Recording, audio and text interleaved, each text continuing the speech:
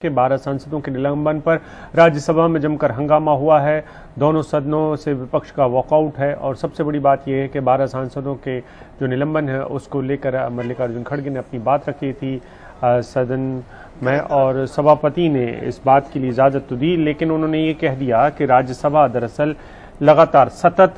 प्रक्रिया में रहती है, वो कभी भी अवकाश पर नहीं जाती है, वो अवकाश पर बस जाती है लेकिन वो उस तरीके से ख़त्म नहीं होती है जैसे कि लोकसभा का सत्र ख़त्म होता है। तो एक तरीके से उन्होंने ये बताने की कोशिश की है कि जो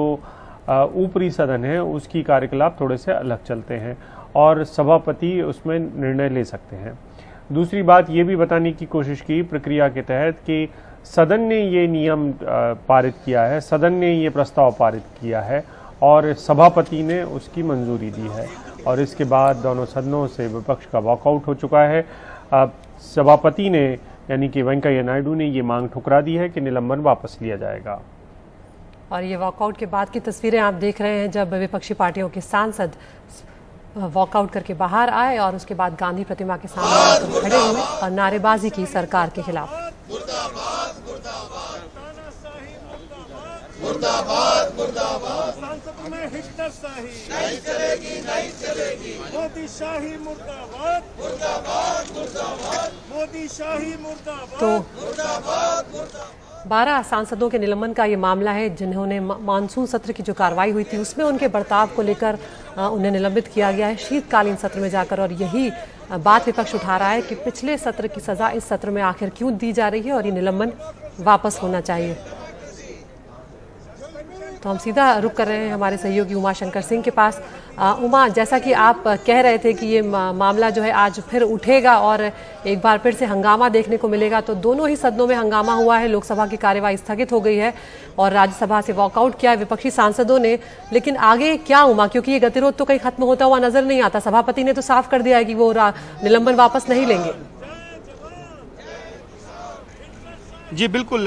सभापति ने इस बात को साफ कर दिया है कि निलंबन वापस नहीं लेंगे और उन्होंने अपने अधिकार की बात भी की, चेयर के अधिकार की बात की और ये भी कहा कि किस तरह का व्यवहार रहा उन सांसदों का जिनको निलंबित किया गया है। दूसरी बात उन्होंने ये भी कही कि वो माफ़ी की बजाय अपनी बात पे अड़े हुए हैं और ऐसे में निलंबन वापसी का सवाल नहीं उठता। इसके बाद 16 पार्टियों ने राज्यसभा से वॉकआउट किया और उसके बाद वो प्रदर्शन कर रहे थे। टीएमसी जो कि थोड़ी देर ठहरी, लेकिन क्योंकि उनके भी सांसदों की का निलंबन हुआ है तो उन्होंने भी राज्यसभा से वॉकआउट किया और जो गांधी प्रतिमा के सामने जो विपक्ष प्रदर्शन कर रहा है टीएमसी भी उसमें शामिल है। तो आप कह सकती हैं कि 17 पार्टियां, 16 जो कांग्रेस के साथ मीटिंग में शामिल हुई और टीएमसी जिन्होंने अपनी मीटिंग की, उन तमाम पार्टियों के सांसद मिलकर प्रदर्शन कर रहे हैं और जाहिर सी बात है कि ये गतिरोध जो है वो ख़त्म होने का नाम नहीं ले रहा। अभी कोशिश की जाएगी एक बार फिर से अपोजिशन पार्टी की तरफ से कि वो आपस में बैठक कर और फिर इस बात को लेकर चेयरमैन से मिलें लेकिन हालांकि जिस तरह से चेयरमैन ने साफ कर दिया है कि वो निलंबन वापसी नहीं लेंगे और सरकार की तरफ से ये भी बात कही जा रही है कि माफ़ी की बात हो तब जाकर कुछ सुनवाई हो सकती है, लेकिन चाहे वो टीएमसी के सांसद हों या वो कांग्रेस के सांसद हों, वो कह रहे हैं कि माफ़ी नहीं मांगे क्योंकि उनकी गलती नहीं थी। और आपको याद होगा कि 10 से 11 अगस्त को जब ये वाक़या हुआ था, खासतौर पे 11 अगस्त को, तो किस तरह का माहौल राज्यसभा में था और किस तरह से विपक्ष की तरफ से भी आरोप लगाए गए कि ऐसे ऐसे मार्शल्स लाए गए थे हाउस में जो कि वाकई में असल में मार्शल्स थे नहीं। तो जो कुछ भी नतीजा निकला है, जिस तरह से निलंबन हुआ है, उसको लेकर खासी नाराज़गी अपोजिशन पार्टीज़ में है और उनको लगता है कि उनके साथ गलत हो रहा है और इसलिए वो लोकतंत्र की हत्या का आरोप भी लगा रहे हैं अपने प्रदर्शन के दौरान। अदिति, इसके साथ साथ मैं उमा आपसे भी समझना चाहता था कि क्या प्रेस दीर्घा को लेकर भी कुछ सवाल हैं जो पत्रकार उठाते रहे हैं? आपका सवाल मैं सुन नहीं पाया अभिषेक, दोबारा एक बार पूछेंगे?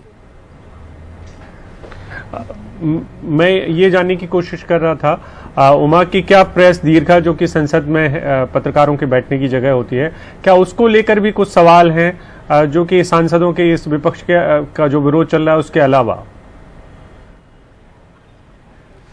जी देखिए, पत्रकारों को लेकर ये सवाल है कि एक तो रेस्ट्रिक्शन जो कि कोरोना के समय में लागू किए गए थे, अगर आपका सवाल इससे जुड़ा हुआ है तो वो पूरी तरह से खोला नहीं गया और इसको लेकर प्रेस क्लब ऑफ इंडिया की तरफ से भी एक पत्र लिखा गया है। और दूसरी बात यह है कि ऑपोजिशन पार्टीज़ को भी लगता है कि